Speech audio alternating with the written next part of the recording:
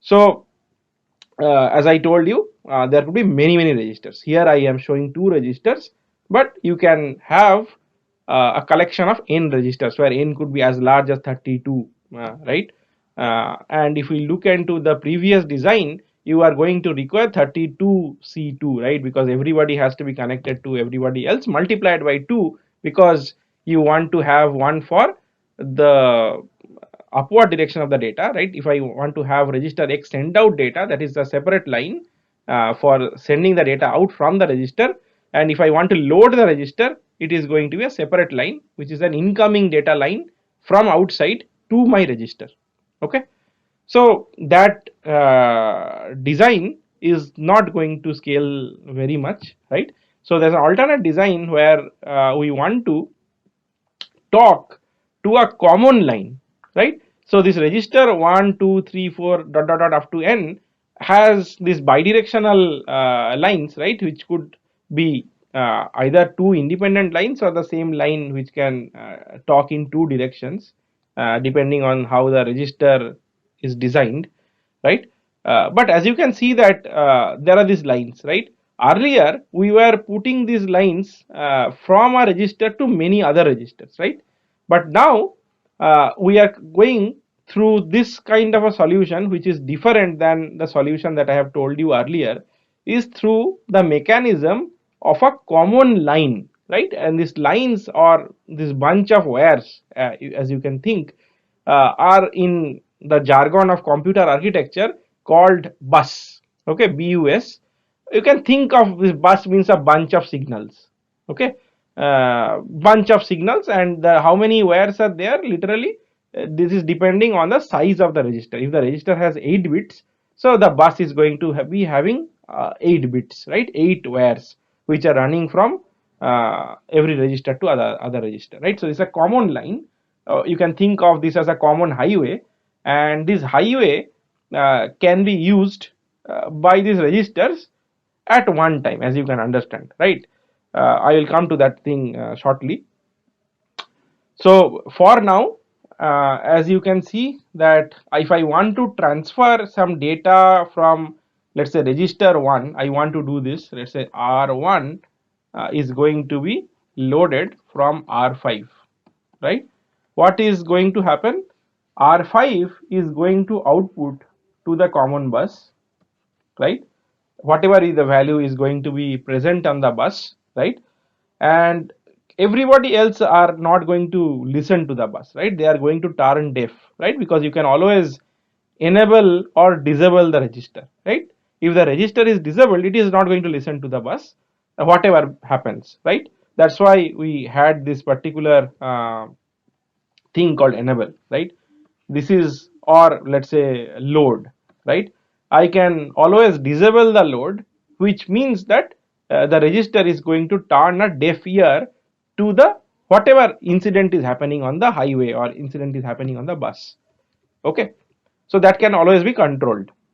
So in this case, R1 is going to be loaded from the common bus, and R5 is going to be writing to the common bus, whereas register 2, 3, 4, 6 dot dot dot up to n are going to not listen or not write to the bus.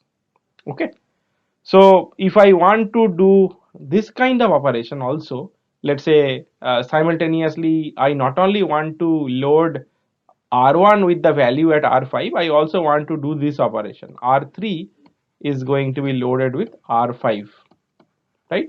In that case also, just the load signal is going to be enabled for register 3. Okay, because what happens is the common bus holds the same logic value which is output by the register, right? You can always think of this as a wire, like a physical piece of wire, that it is basically either n wires, where n is the size of the register. If the register is 8 bits, you have 8 wires, and 8 wires are either at logic 0 or logic 1, right? High voltage or low voltage, depending on the depending on the underlying transistor logic, right? uh, and whoever is connected to the bus and they have the load signal enabled are going to be loaded with that value. Okay, so you can always think of this as a uh, uh, some common medium of interaction in between the registers. Whoever writes to the bus, it remains to in the bus, and who anybody can read from the bus. Okay, so this is a write operation. This is a read from the bus operation. Read. Now, if I ask this question, that this is one set of operation, fine, right? But if I want to do this, let's say R1 is going to be loaded from R5. This is what we have already have done. However, R3 is going to be loaded with R4, right? Is something that we may need, right? Here we combined two register operations in one single clock pulse, right? I give a clock pulse, register 5 is writing to the bus and register 1 and 3 is reading from the bus. All of them gets combinedly done, right? Whereas here, as you can see, R1 is going to be loaded with R5, R3 is going to be loaded with R4. Now that means that R4 also has to write to the common bus. So if I want to do it in a single clock pulse, right, this is not going to happen, right? As you can understand that if 5 register 5 wants to write to the common bus with some value, and at the same time register 4 also wants to write to the common bus with some value, this is going to result in some kind of a conflict, right? So even more elaborately I can tell, let's say we just for simplicity of the demonstration, I assume that there are only 4 bits in the register, right? And register 5 contains the value of 5, right? So 0 1 0 1, right? So the common bus is going to contain 4 lines, right? Let's say this is one line, this is another line, this is the third line, this is the fourth line. Okay, so given that, okay, there is, I cannot change the color anyway. So if it is 0, this first bit is going to be 0. There is some voltage that is going to be showing up here, right? Typically 0 volts, let's say, and 1 if it is, let's say, 5 volts. So this one is going to be 5 volts.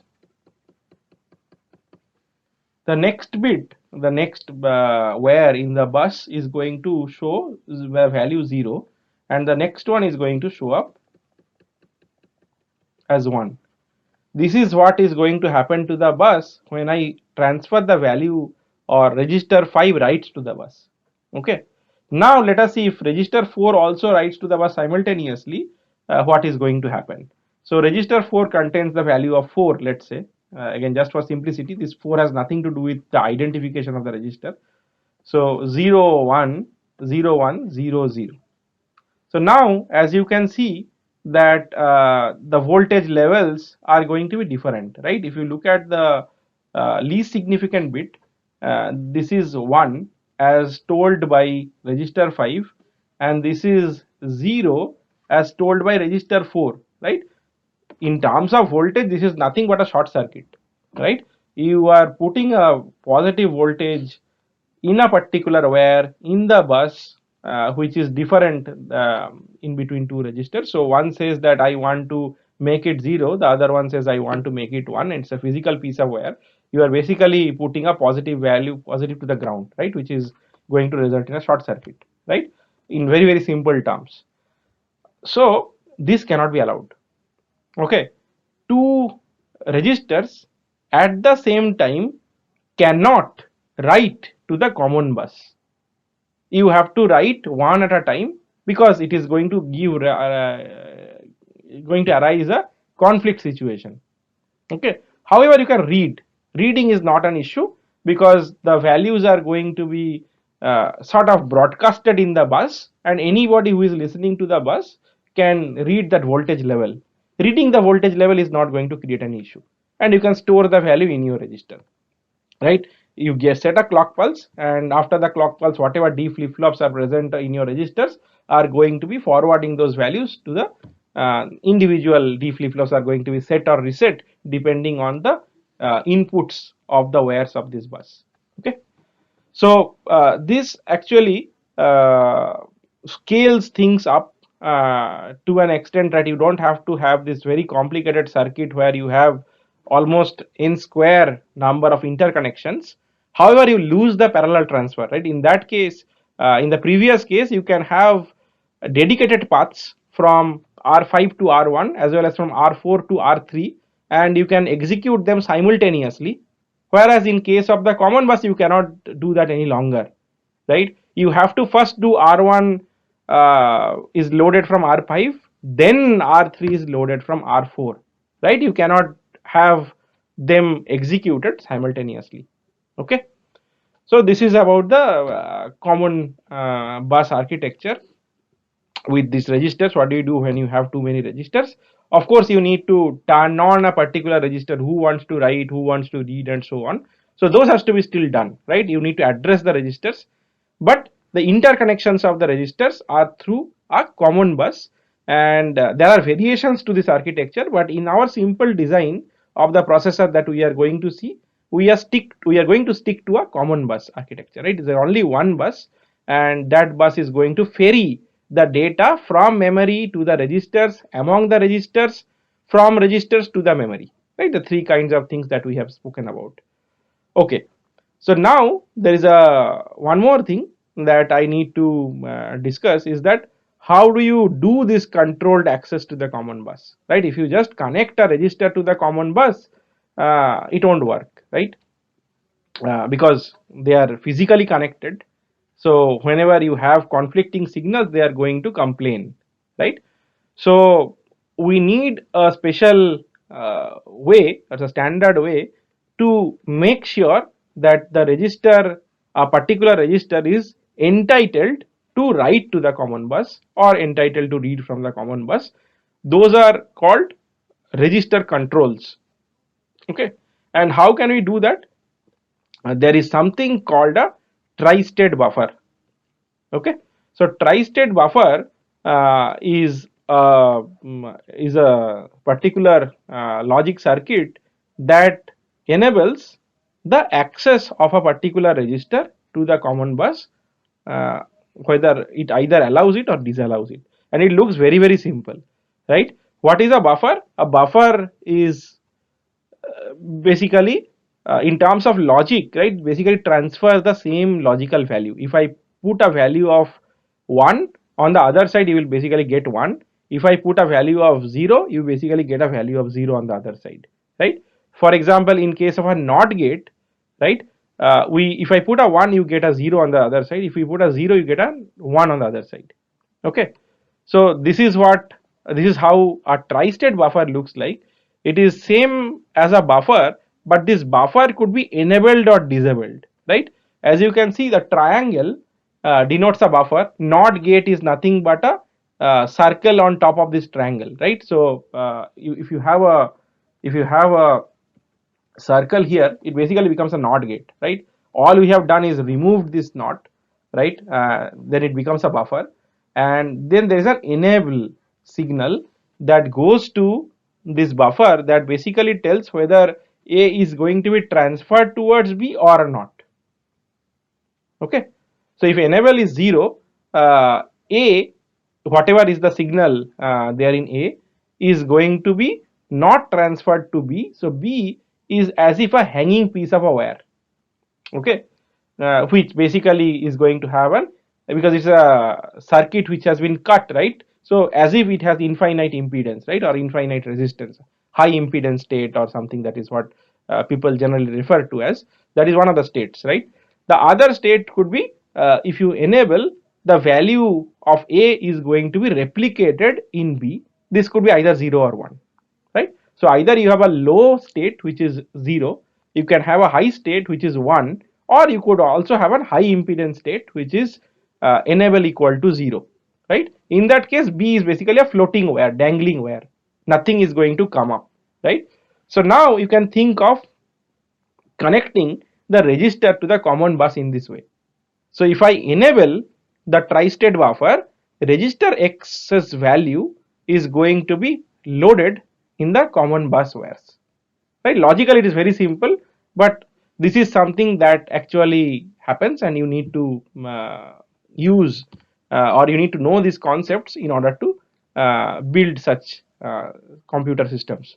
Okay, and now you can have more number of registers, and all of them, as you can see, is going to have their own enable control. So these are, you can think of them as control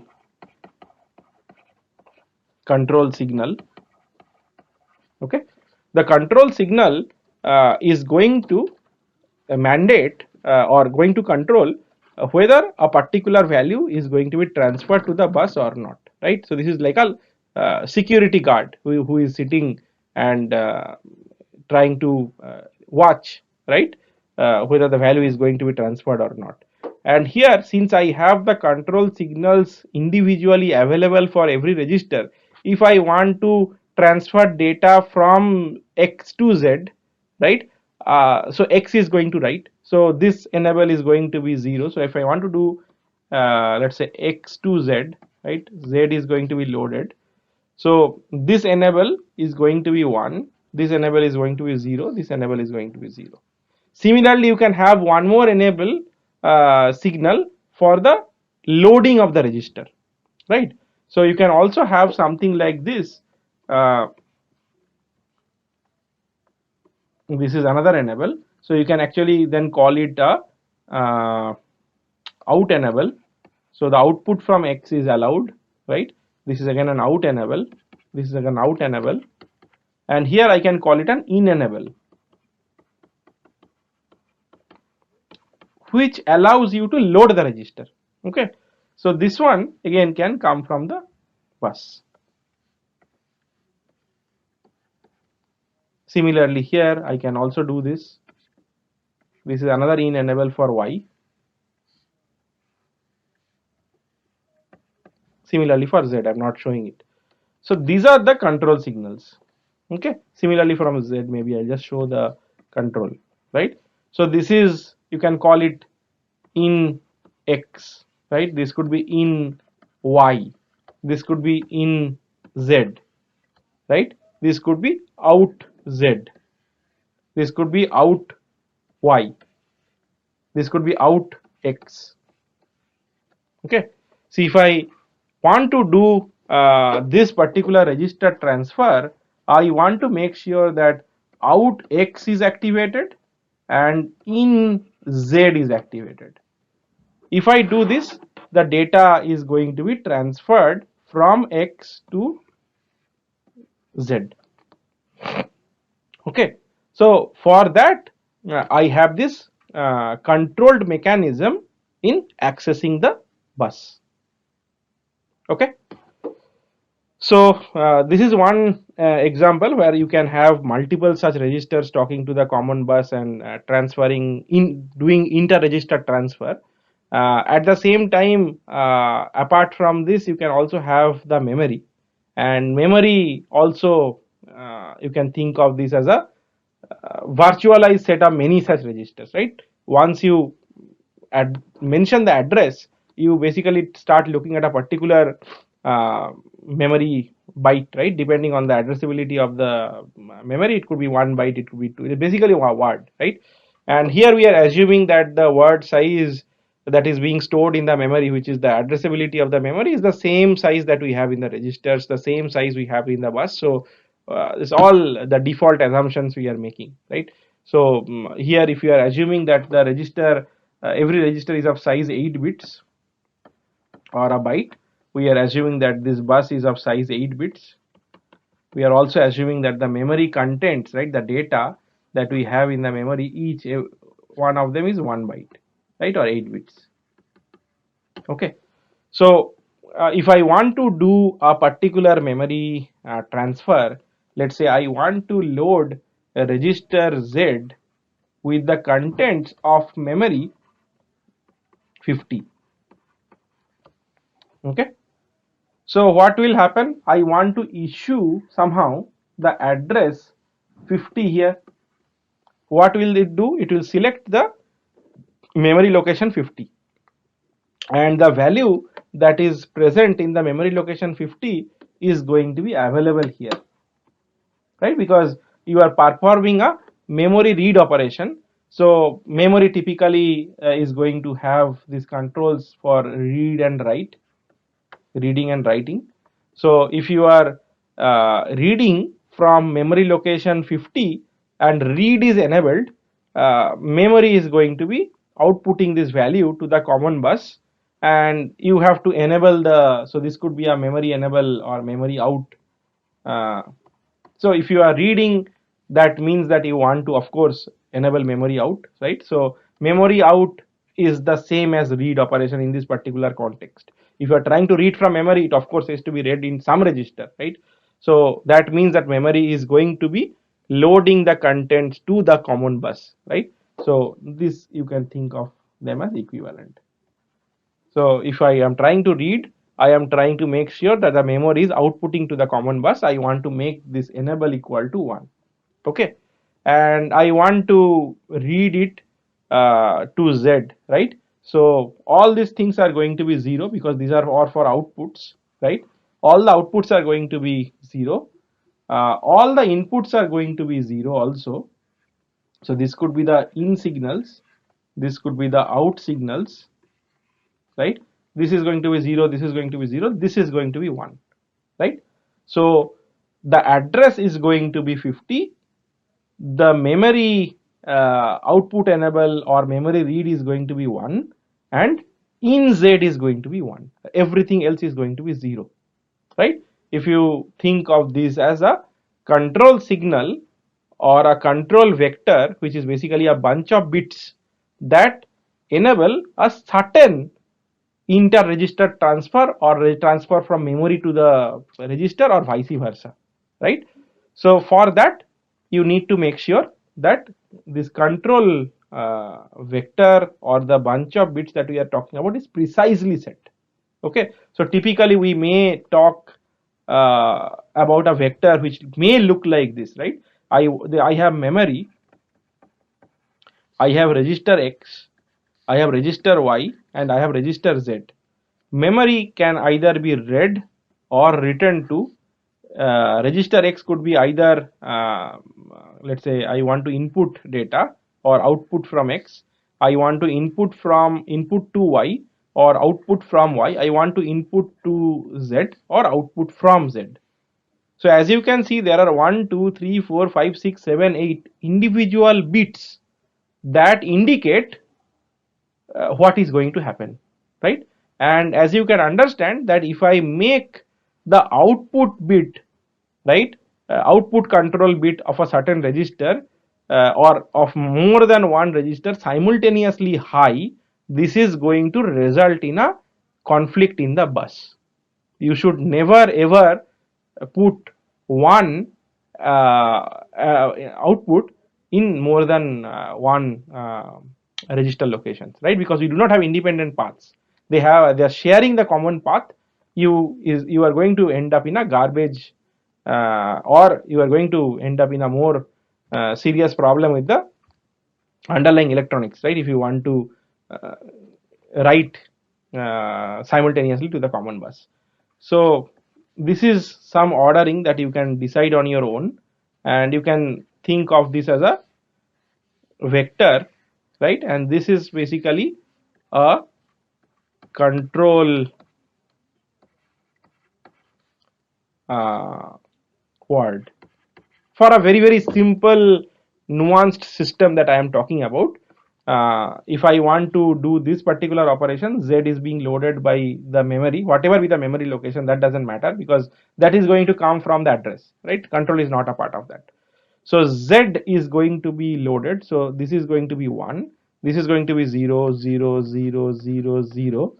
Memory is not going to be written. It is going to be read. So 1, right? So 1, 0, 0, 0, 0, 0, 1, 0, right? Which is nothing but in hexadecimal notation 0x82, right? Because 1, 0, 0, 0 is 8. 0010 is 2, right? So often this is a style often people try to write in hexadecimal notation. We will express this as the control word being 82, I mean in hexadecimal form, so 0x82. So this again depends on how I have permuted the uh, assignments of these bits, right? You could have done XYZ memory instead of input output, you could have done output input. That is your definition, right? This is my definition. In my definition I have defined it like this, and this value has to be produced from the control logic. I spoke about a control logic, right? A few minutes back, right? In the processor you have the register file, you have the ALU and the control logic that orchestrates the movement of the data across registers and so on. So that control word is going to be issued by the control logic, and whenever I am issuing this control logic in a given clock pulse, I can achieve this register transfer. This is extremely important to understand. Okay. Next is I can also have computation, right? Because we just don't copy data around, right? After we do the copy, we have to do something useful, right? Let's say I want to add two registers and so on. So and then the value gets computed. So those things we are not really looking at it right now. How it is done, we have to have more paths and so on. We might have to have other registers that are directly connected to the ALU. So this is my ALU. So once the ALU finishes its computation, it could be in a register. Let's say I want to have a separated register for storing the value of the output of the ALU. Let's say the ALU performs an addition A plus B. The result A plus B is stored in a special register. It could be something called an accumulator. Okay, and the accumulator could be enabled. And if I want to copy this particular value of the accumulator to memory, I have to do one more thing, right? Say I have to then increase my size of the control word. Let's say this is your accumulator.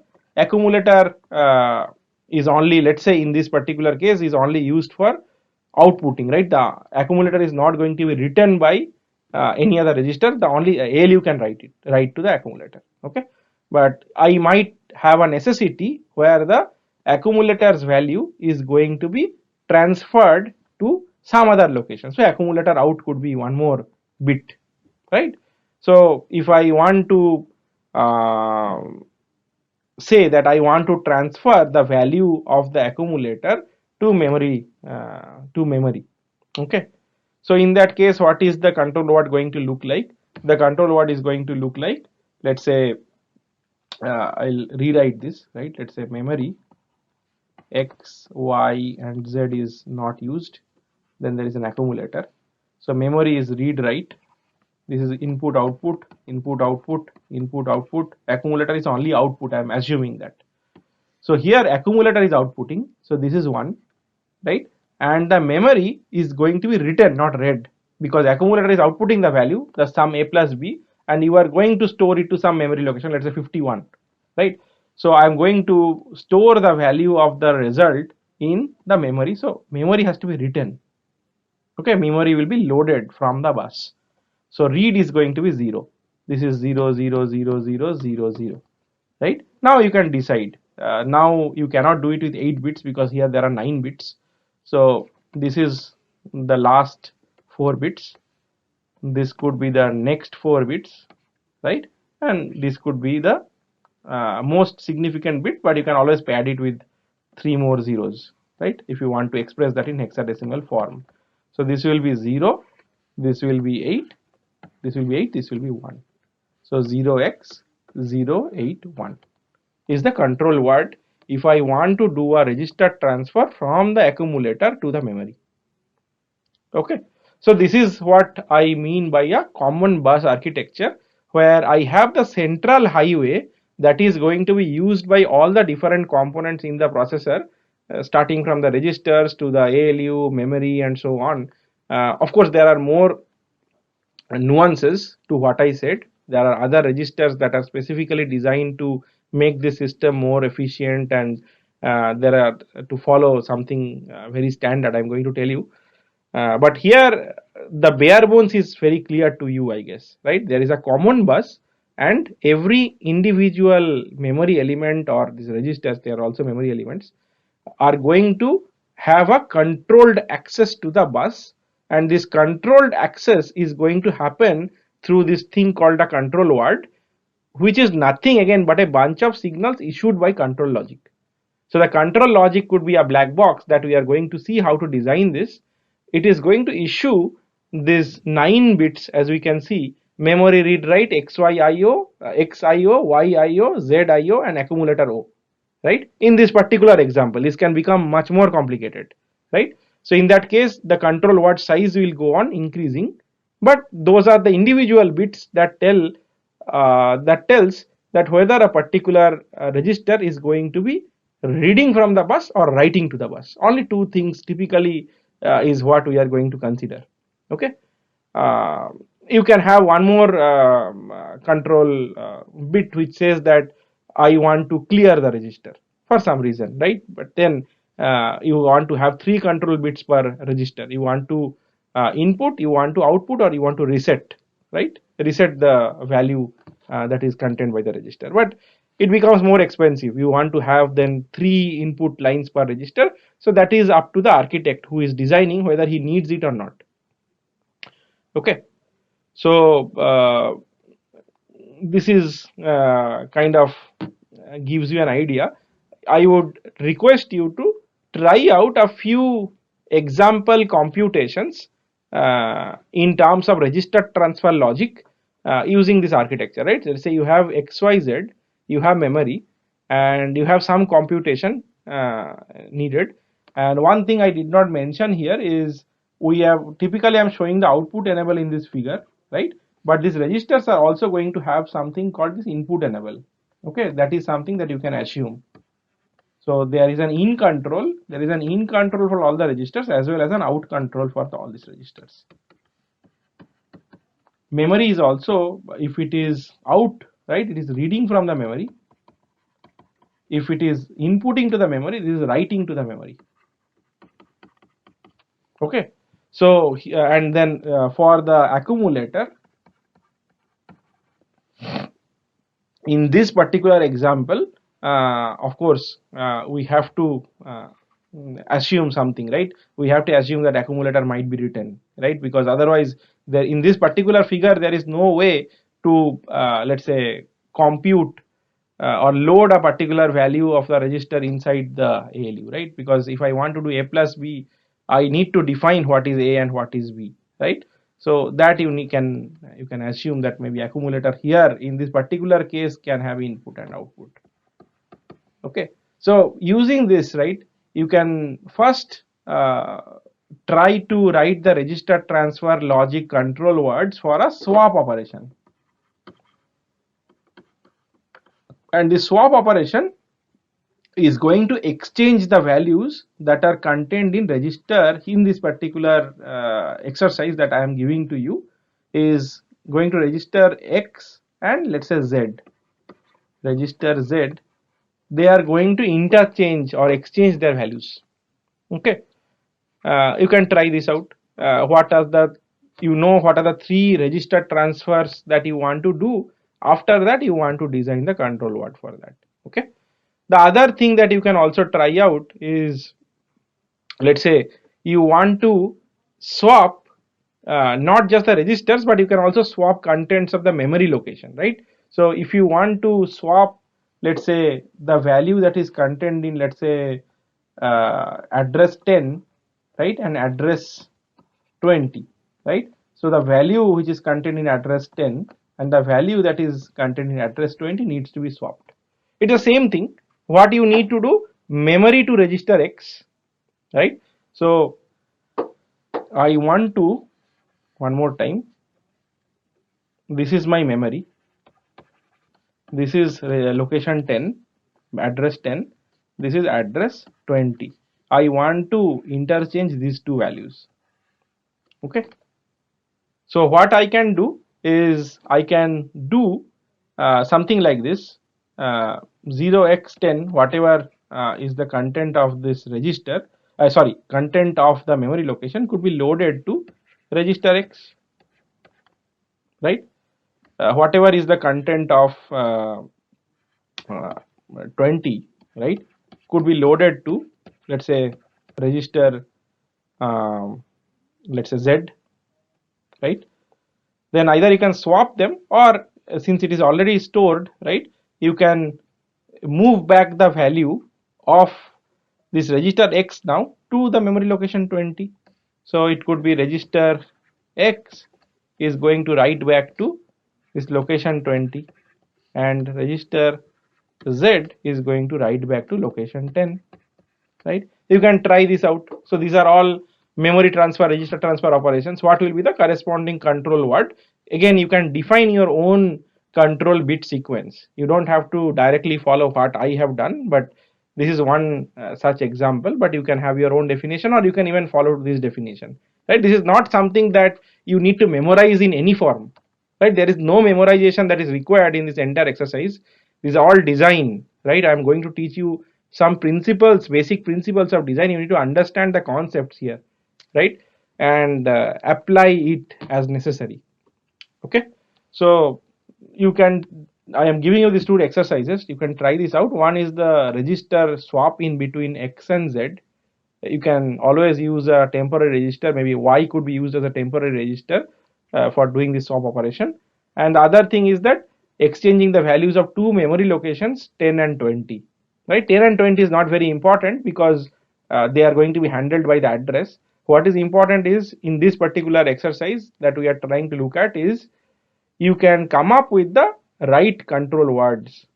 Okay, so I will keep it till here. Hope you have understood the register transfer logic that is going to be required in the overall CPU design, or how the programs are going to be executed. Let me go back to the figure again. Uh, Let me go back to this figure. This kind of a pretty important figure, and it's very dirty now because there's a lot of discussions that has already happened in this figure. But I promise that from the next class I'm going to have a very so somewhat cleaner picture, right, which is labeled with multiple blocks, right. But at least here, for ending this discussion, we have kind of understood that how does this inter-register transfer happen, and how the transfer happens in between the register and the memory. This much we have understood, and what are the necessary control bits that are required to enable this process. You have to have some inputs and outputs, and a particular inputs and outputs has to be a special uh, kind of control what is required to enable that, right. And you can have a sequence of this register transfer to enable something. I have shown you a very simple example of swap operation, right. Like that, there could be many other operations where I need to do such register transfers. Swap is, for example, very important. Suppose you want to do a sorting, if you want to do a sort of memory values, right. Often if you try to compare one value with other value, if the value is, let's say, greater, then you typically swap them, right. So swapping two values in two memory locations is something that is highly required for many programs, right. One example is sorting.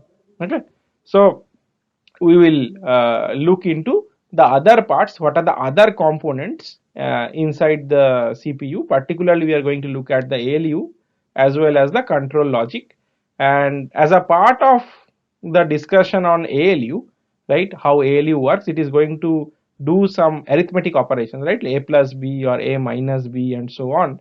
So we have studied what is called a full adder. The full adder adds to n bit numbers, right. A 1 bit full adder is going to add 2 bits plus a carry in, right, and it is going to produce a sum and a carry out. And we can always have a cascading of this 1 bit full adders to create an n bit full adder, right. So that is going to still add two numbers. We have still not looked at how to do subtraction formally, right. I am going to touch upon that concept of subtraction and what the ALU needs to do to implement the logic for A minus B, and move on to the design of the ALU and the necessary instruction sets and so on. Okay, so I will keep it till here for the register transfer logic. Please try to practice some of the examples that I have discussed, right, and maybe some assignments will be provided to you where he will try designing these control words.